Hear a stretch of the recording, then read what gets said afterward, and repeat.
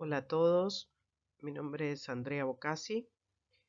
Eh, Antes de empezar a hablar de la disertación, me quiero disculpar por el tono de mi voz. Estoy con COVID, así que intentaré modular y hablar de una manera clara.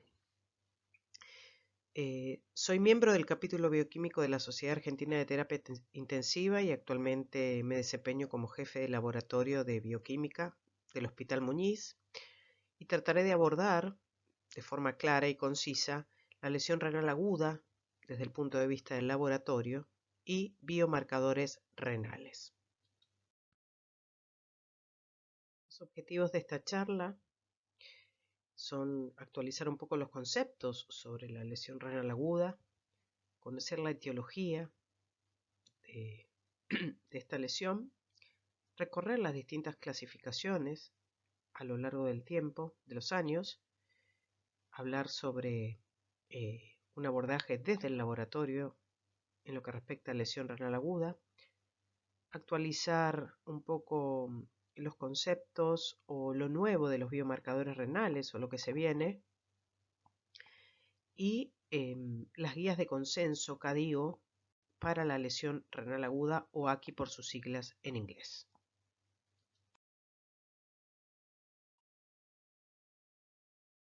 La lesión renal aguda es claramente un problema de salud muy grave. Se presenta con alta frecuencia, sobre todo en el servicio de guardia. Se cree que aproximadamente afecta a 13,3 millones de personas por año a nivel mundial.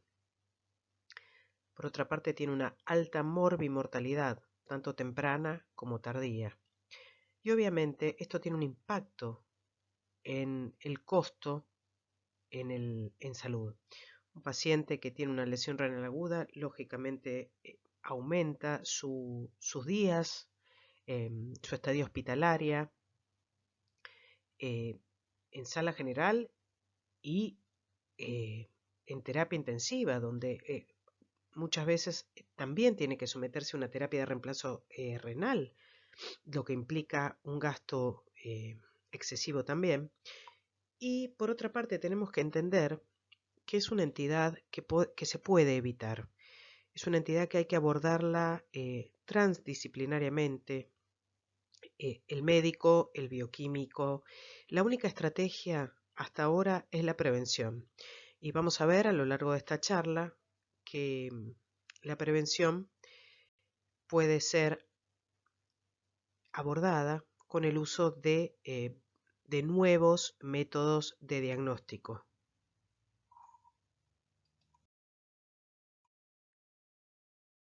Con respecto a la definición de lesión renal aguda, existen numerosas. Pero bueno, traje esta, creo que integra un poco la causa multifactorial y dice que es un síndrome clínico secundario a múltiples causas que consiste en un deterioro brusco de la función renal con alteración de la homeostasis del organismo. Esto se ve expresado con aumento de productos nitrogenados en sangre, urea, creatinina, y frecuentemente es acompañado con descenso de la diuresis o gasto urinario.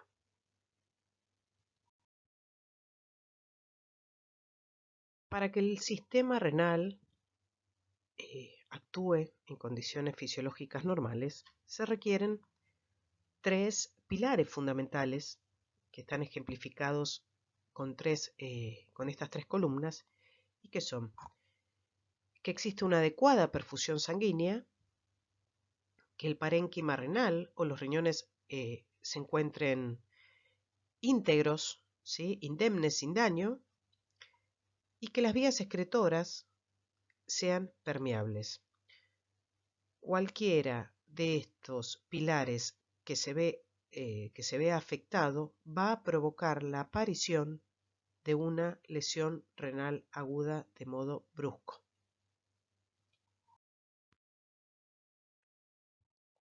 Como vimos en la diapositiva anterior, y recalcamos que para el funcionamiento fisiológico normal se requiere la integridad de los tres pilares fundamentales. Si la perfusión sanguínea no es la adecuada, se va a presentar una lesión renal aguda de origen prerrenal o funcional. Si el que está dañado es el riñón, vamos a estar frente a una lesión renal aguda propiamente dicha, de origen parenquimatoso o renal, también llamado renal, y si lo que está dañado o está obstruido son las vías excretoras, nos vamos a encontrar con una lesión renal aguda de etiología posrenal u obstructiva. Esto simplemente es otra manera de ver los orígenes o la etiología de la lesión renal pre-renal o funcional, es decir, el problema está previo a los riñones en circulación. Y algunas de las causas pueden ser una hemorragia masiva, una insuficiencia cardíaca congestiva, una pérdida de líquido, por ejemplo, por el uso de diuréticos, un síndrome hepatorrenal. Esto va a alterar la perfusión normal sanguínea y que llega al riñón. Cuando el daño está en el riñón, lo que vamos a tener es una lesión renal aguda parenquimatosa. Y la estructura del parénquima renal puede estar dañada por múltiples causas, por cirugías, por enfermedades de origen infeccioso, inmunológico, por enfermedades del tejido conectivo, por una coagulación intravascular diseminada, por una vasculitis, una trombosis e incluso un aborto séptico.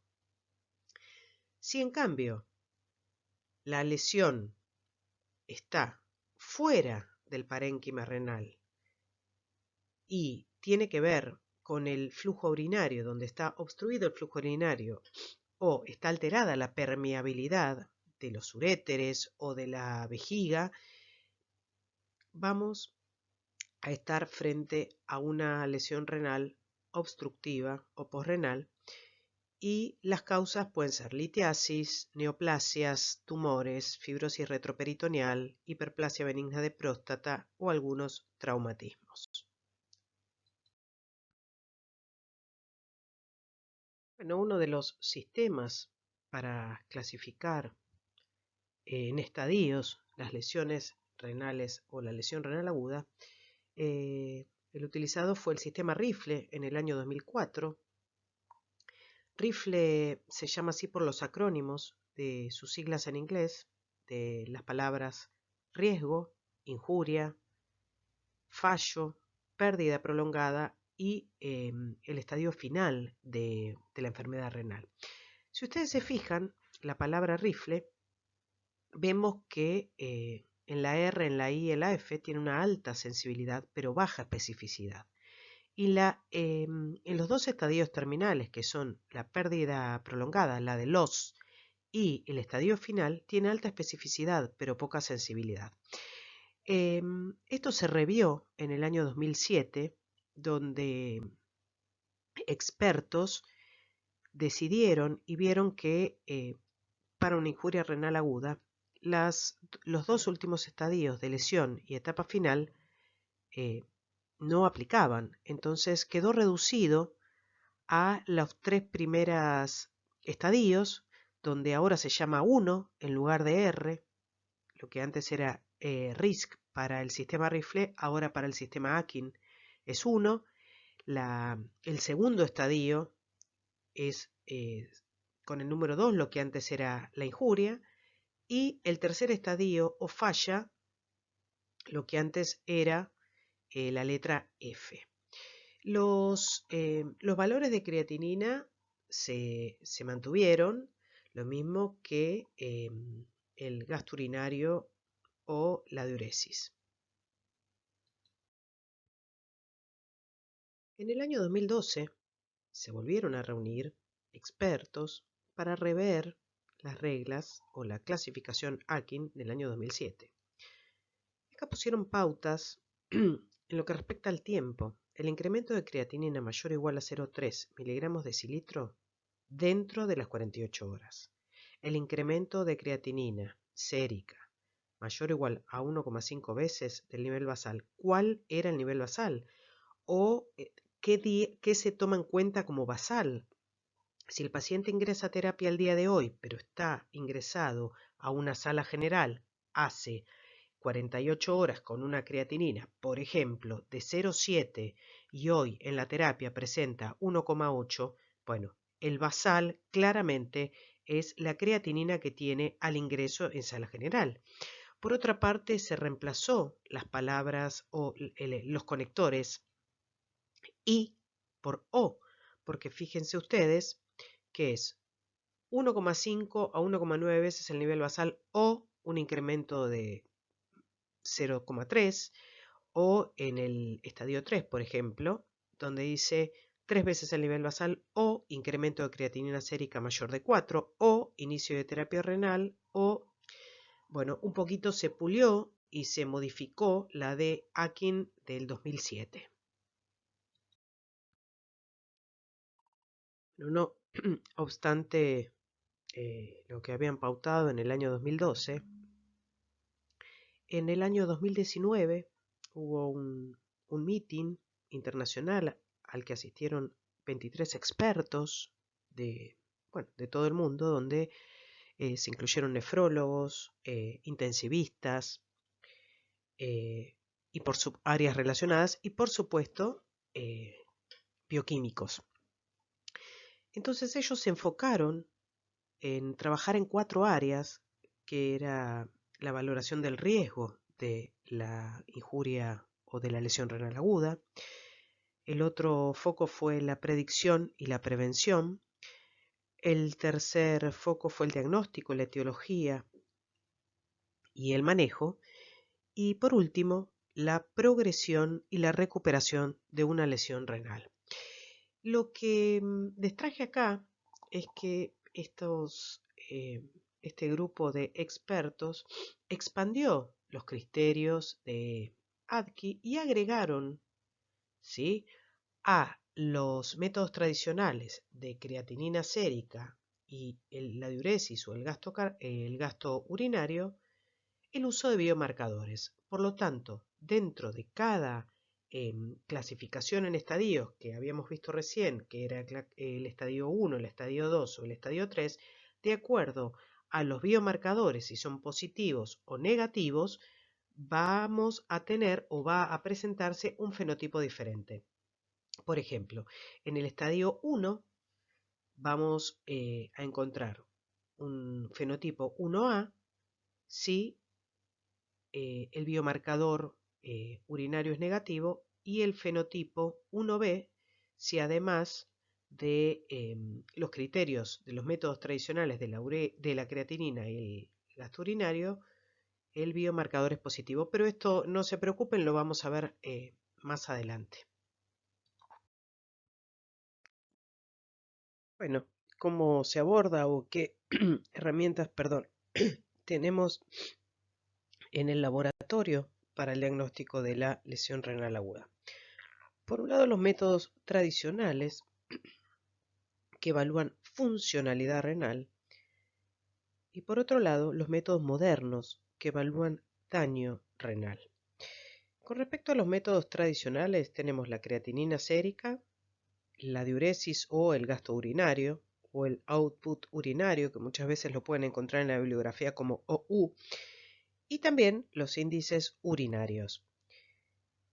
Los métodos modernos son los biomarcadores renales urinarios. Entonces, lo que quiero que queden claro acá es que los métodos tradicionales evalúan funcionalidad y los métodos modernos daño. No es lo mismo función que daño.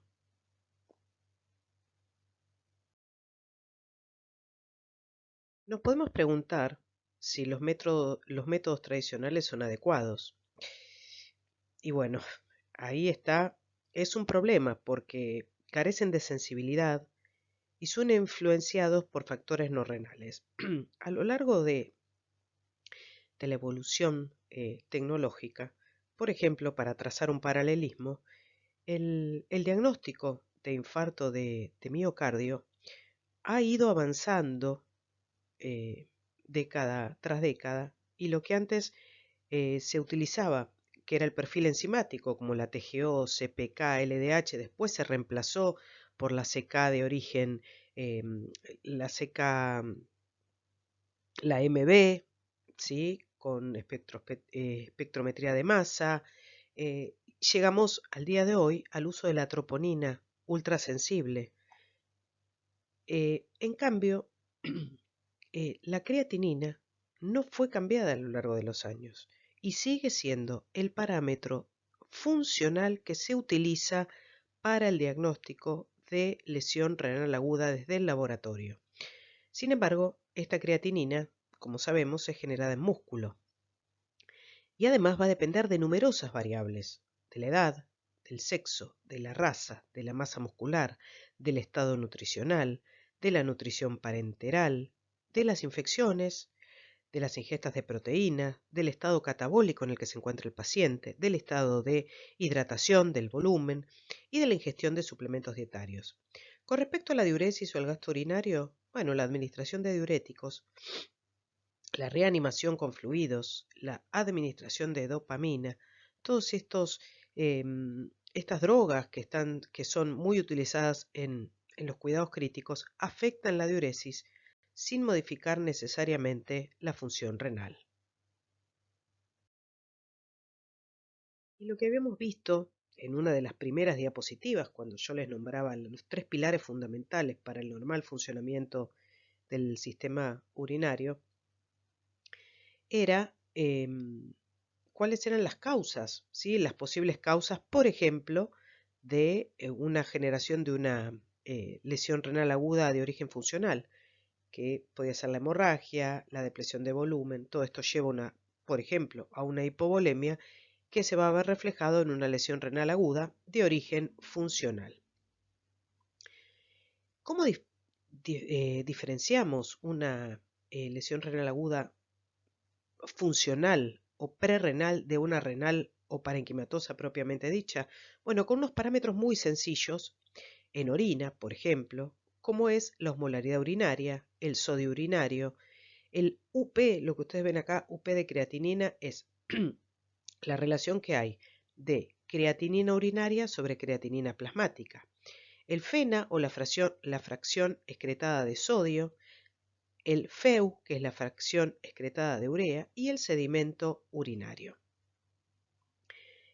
Como ustedes pueden observar, la etiología de la lesión renal aguda, funcional o prerrenal, se lleva el 60%, ¿sí? Pero la parenquimatosa o la renal propiamente dicha, el 35%.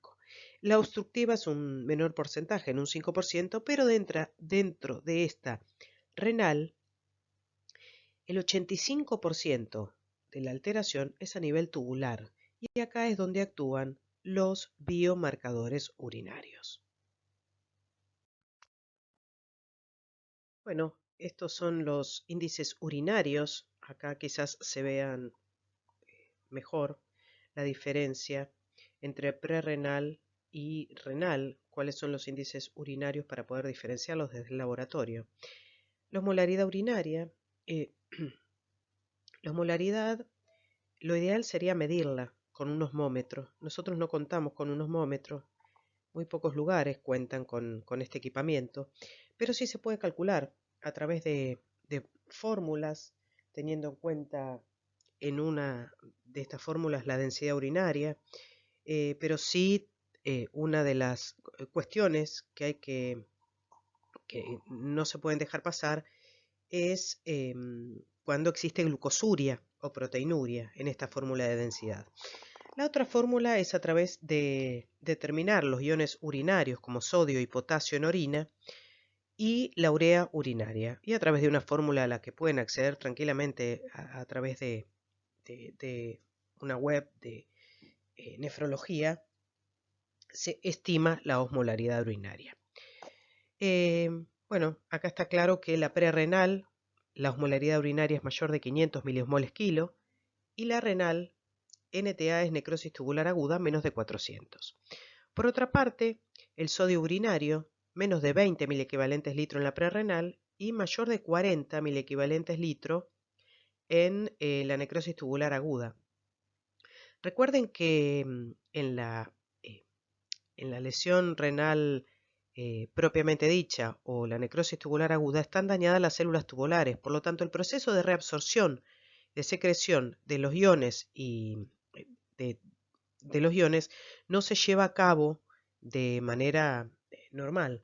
Por lo tanto, está inhibida por el daño celular y aparecen grandes cantidades de sodio en orina.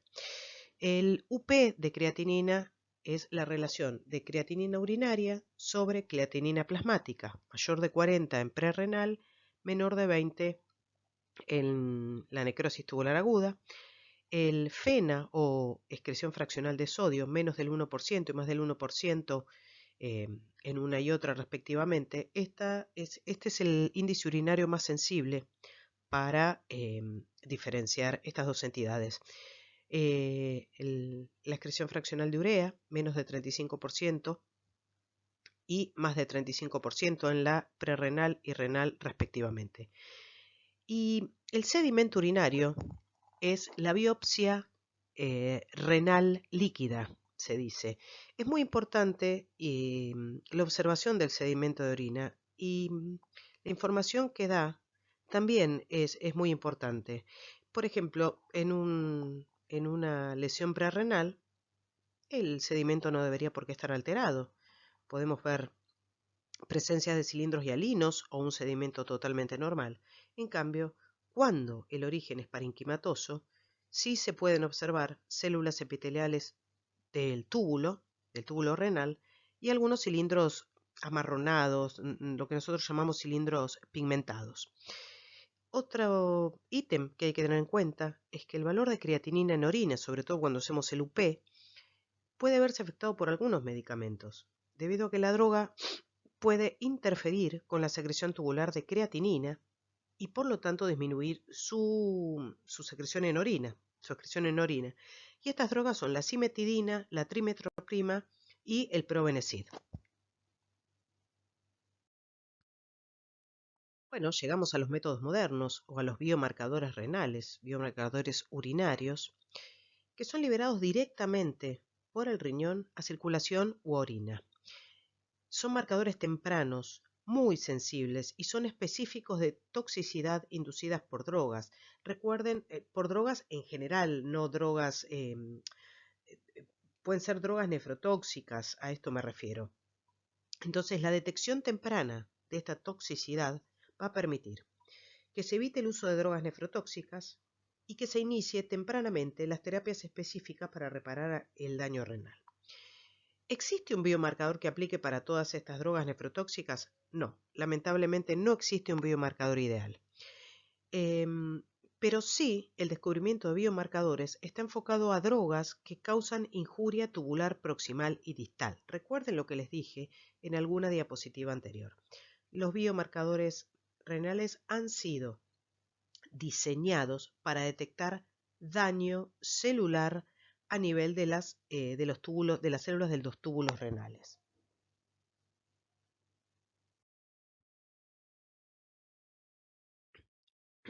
Acá tenemos de izquierda a derecha un riñón normal, un paciente con un riñón normal, un paciente que puede estar asintomático y sin embargo tiene riesgo o tiene algún daño renal. Esto es detectado por los métodos modernos, o un paciente ya que tiene síntomas, donde vamos a tener una disminución de la tasa de filtrado glomerular, donde va a haber falla renal o, la muerte del paciente. Entonces, esto se detecta con métodos tradicionales. Los métodos actuales solo van a detectar la lesión renal aguda cuando la función del órgano ya esté perdida y el daño sea irreversible. Entonces, para predecir el riesgo de lesión renal aguda antes que se instaure un descenso del filtrado glomerular, es que se crearon estos biomarcadores de estrés. como el TIM2 y IGF-BP7. ¿Qué significa estrés? Bueno, es una exposición, ¿sí?, a la que se encuentra el riñón de drogas nefrotóxicas, de un bajo gasto cardíaco, de hipotensión, una infección no diagnosticada. Todo eso hace que las células se vean dañadas. Entonces, lo que se libera a orina son estas dos proteínas. Son lo que llaman marcadores de arresto celular. Ante el daño celular, lo que hace el organismo, ¿sí?, es detener el ciclo, es evitar que la célula se replique con ese daño ya instaurado. Y entonces se liberan a circulación estas dos proteínas. En cambio, los métodos tradicionales detectan la lesión renal aguda cuando el daño ya ocurrió. Y estos son los métodos funcionales como la creatinina y el gasto urinario o la diuresis. Existen numerosos biomarcadores renales urinarios. Los que están acá listados son los que han sido aprobados por la FDA y por la Asociación Europea también. KIM1, albuminuriproteinuria, beta-2 microglobulina, clusterina, cistatina C, N-gal, entre otras. Y acá está el TIM2 y la IGFBP7, que son proteínas de alarma, esto que yo les contaba, como un semáforo amarillo que se enciende cuando las células tubulares están siendo dañadas. Y esas se liberan a circulación. En el hospital hemos tenido experiencia con la cistatina C, que nos ha dado un muy buen resultado. Lo hicimos en suero. Utilizamos la fórmula seca de EPI para estimar el filtrado glomerular con la creatinina y con la cistatina. Y vimos que con la cistatina obviamente teníamos mejores resultados. Usamos en el laboratorio también albuminuria y proteinuria. Usamos la beta-2 microglobulina. Y estoy esperando que en un poco tiempo podamos contar con estas dos proteínas de alarma en el laboratorio.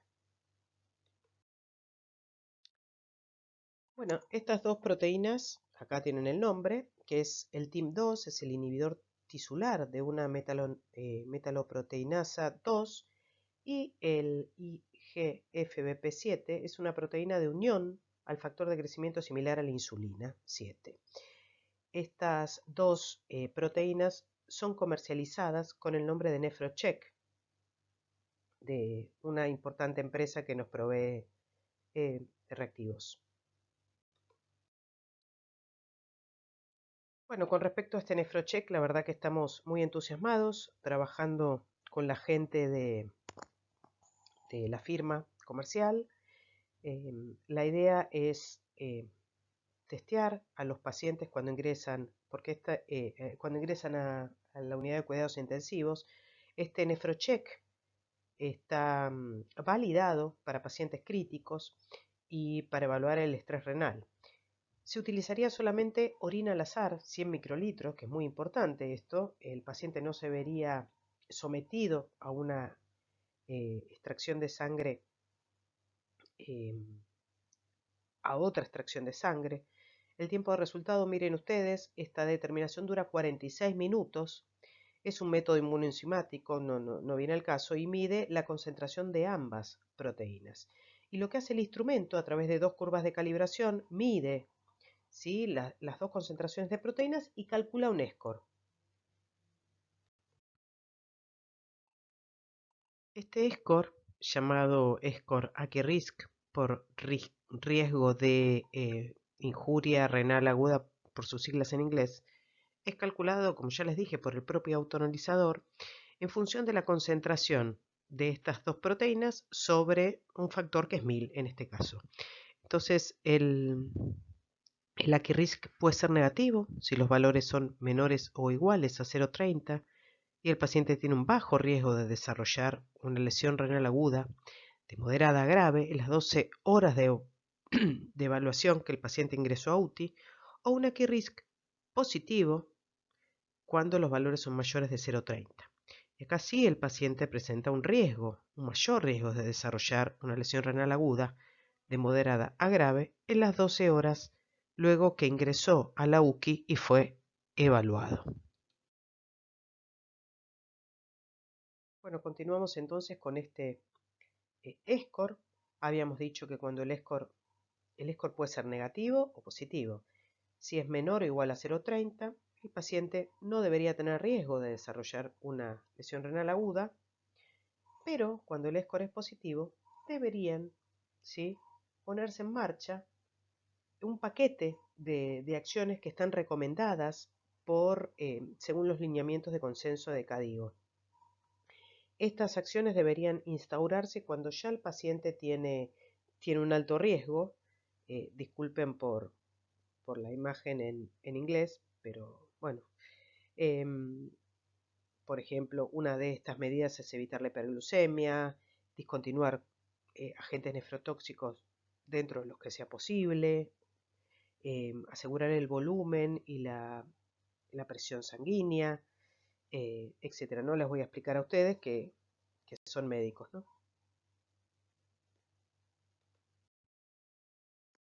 Bueno, estas son algunas conclusiones o algunos conceptos. No, conclusiones, algunos conceptos.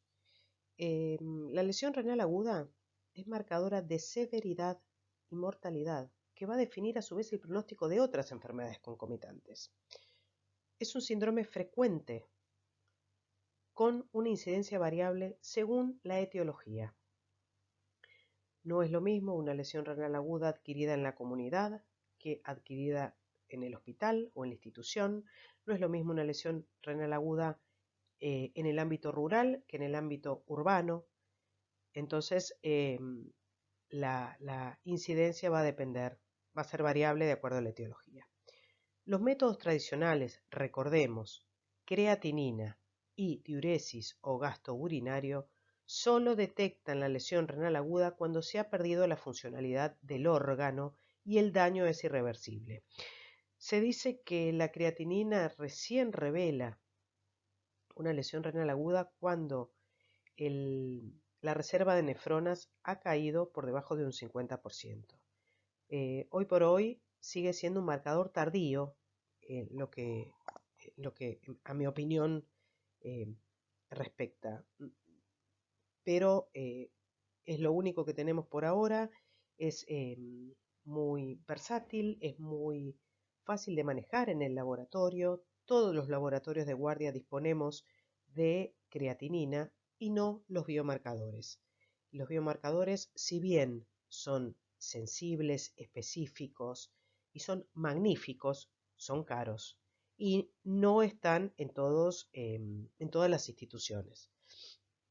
Entonces, por otro lado, un concepto importante, función no es lo mismo que daño. Un biomarcador renal puede ser positivo y la funcionalidad del riñón sigue siendo intacta.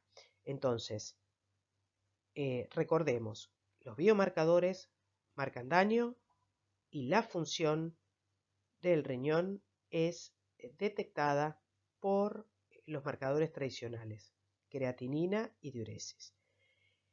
Y finalmente, creo que la combinación de biomarcadores de daño, de biomarcadores funcionales o de los métodos tradicionales, más la información clínica, identificaría un grupo de riesgo, mejoraría el pronóstico y el manejo de la lesión renal aguda. Y recordemos que la prevención es la estrategia principal para la lesión renal aguda por el momento. Acá les dejo bibliografía para que consulten o para que amplíen sus conocimientos si es que les interesa. Les dejé el link porque ahí pueden descargar directamente cada uno de los artículos. Bueno, nada más, espero haber sido clara. Cualquier consulta nos encontramos en el foro. Espero que les haya sido de utilidad y que entiendan cuando a veces insistimos desde el laboratorio con, con preguntas, con diagnóstico, con edad, con todos estos datos que requerimos para nuestra tarea cotidiana en todos los marcadores, pero sobre todo en la creatinina para nosotros es muy importante. Muchas gracias por la atención.